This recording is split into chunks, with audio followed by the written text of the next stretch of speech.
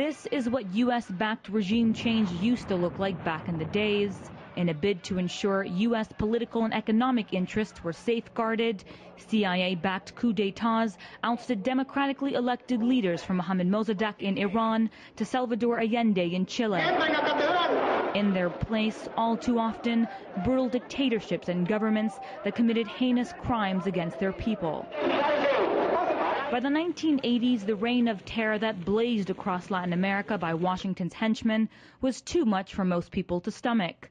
To replace the overt support for dictatorships, a new concept for regime change was born. One that sounds and looks better: democracy promotion. The concept of democracy promotion is simple.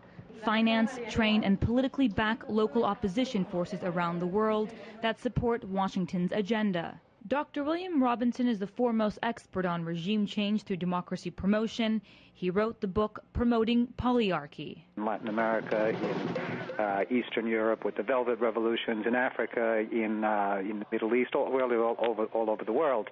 And so the U.S. set up these different mechanisms now for penetrating the civil societies and the political systems of countries that are going to be intervened, and to assure that the outcomes would be pleasing to Washington's foreign policy objectives. We do this through surrogates, and we do this through non-governmental organizations, and we do it through people who are less suspecting of the evil that may lurk behind their actions than perhaps they were before. Have we learned some lessons in that regard? You bet. Do we do it better? You bet. Is it still just as heinous as it always was? You bet. So while the goals remain the same, it's no longer the CIA but the U.S. Agency for International Development, USAID, and its partners spearheading this effort. Alan Weinstein, one of the founders of the National Endowment for Democracy, explained to the Washington Post in 1991, a lot of what we do now was done covertly by the CIA 25 years ago. And like the CIA, USAID, the National Endowment for Democracy, and a slew of similar organizations receive funding from Congress. Millions and millions of U.S. taxpayer dollars go every year into funding for political organizations and campaigns in different countries around the world that promote U.S. agenda.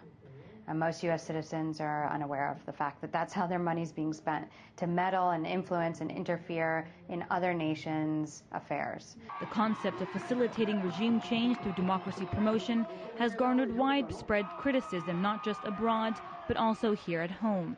Congressman Ron Paul once wrote, "It is particularly Orwellian to call U.S. manipulation of foreign elections promoting democracy. How would we Americans feel if, for example, the Chinese arrived with millions of dollars to support certain candidates deemed friendly to China?" I think it's terrible. We use taxpayers' money to go over and use our military and our CIA and these programs to say this is what you ought to do and influence them. There's no authority for that. It doesn't work. It teaches a lot of people to despise it. Images of spontaneous popular uprisings in defense of democracy and free elections far from the U.S., or maybe not so spontaneous, or so very far from the U.S. The refined model for subverting a target country's internal politics in favor of U.S. interests has been playing out worldwide. Its stage name, democracy promotion. Taking the lead in developing this new template for nonviolent regime change, the U.S. Agency for International Development and the National Endowment for Democracy. It's not complicated, but it's very effective. All the sectors of civil society will be identified, and those that are pliant for the U.S. part of the, or can be brought on board to the U.S. project, the interventionist project, will then receive funding and guidance.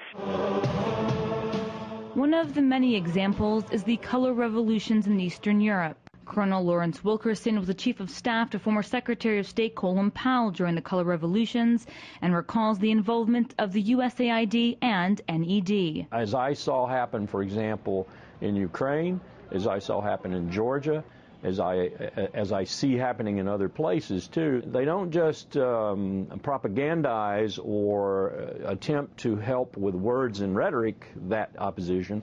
They actually do things that give that opposition more power. They copy from one edge to the other. I think the first one that was successful was the one in Yugoslavia or Serbia, and they borrowed all kinds of things from that revolution, including certain slogans and colors and symbols.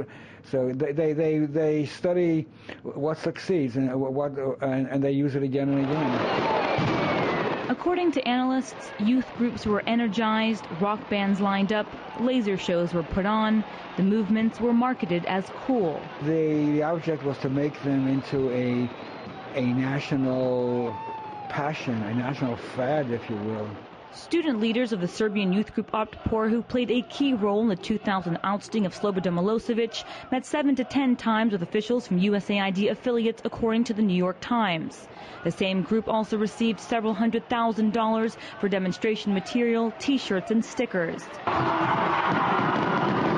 On the other side of the world, in Latin America, some of the most active and capable programs have and continue to flourish in countries where capitalism isn't the agenda. In Venezuela, and yeah, that's easily the most, the place where they send the most money. Chavez is enemy number one. Meet Maria Corina Machado, by many standards and to plenty of critics, a product of U.S. interventionism. Machado rose to fame with an NGO known as Sumate, an organization that received hundreds of thousands of dollars from USAID and NED.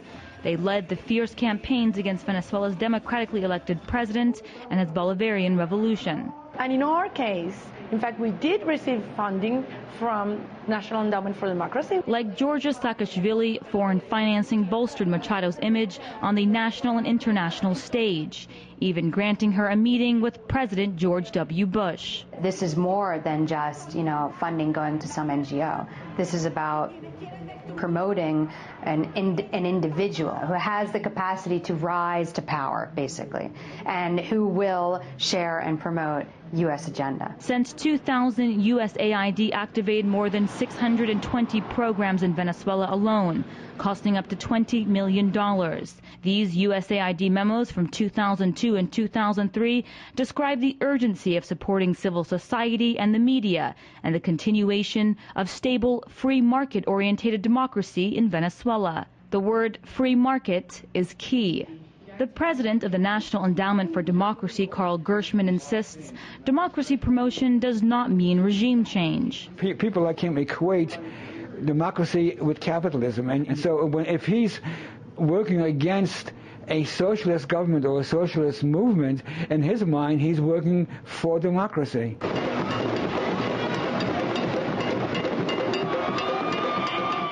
Party, but who's picking up the tab? Apparently you are, the American taxpayer. $9 billion spent by the United States Agency for International Development on promoting Washington's democracy initiatives. A new model for influencing a target country's internal politics in favor of U.S. interests through financing, training, support, and guidance to pro-U.S. forces in foreign countries. Another democracy promoter, the National Endowment for Democracy, received $132 million during 2009, nearly all of it from U.S. government agencies. But these are just the tip of the iceberg. There's an entire network of organizations involved in the democracy promotion business. Now in its third decade of helping breathe the life of democracy and freedom into people without hope all across the world, the International Republican Institute stands... Although all organizations insist there is no political affiliation, the board of directors for both NDI and IRI suggest otherwise. Former secretaries of state, national security advisors, members of Congress, and even Clinton, Bush, and Reagan administration officials. They all have a history in Washington, one deeply rooted in sustaining the current foreign policy priorities. To understand U.S. foreign policy, one must first understand a very basic fact. The U.S. government wants to dominate the world. This is what democracy promotion brought the people of Honduras.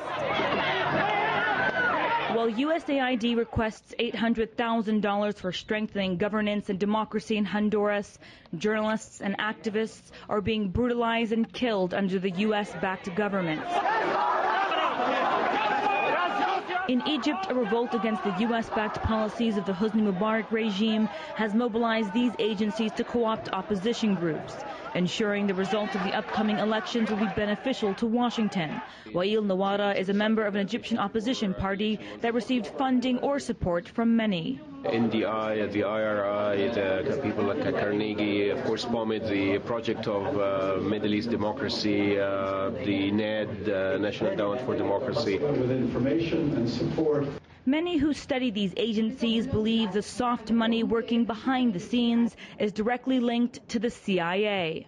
They had to have this a new organization with a nice sounding name, democracy in it, a nice sounding name which would be free of the taint of the CIA. And that was the reason the NAD was created. USAID has implemented democracy promotion initiatives in over 100 countries in the past 25 years. This year's budget, $1 billion. According to USAID's website, spending $10 million in a target country increases its amount of democratic change fivefold. How much of your tax money would you like to go to promoting democracy in Venezuela? No, not that much. Would you be okay if foreign governments were giving our politicians money for the election campaign? No, that would bother me.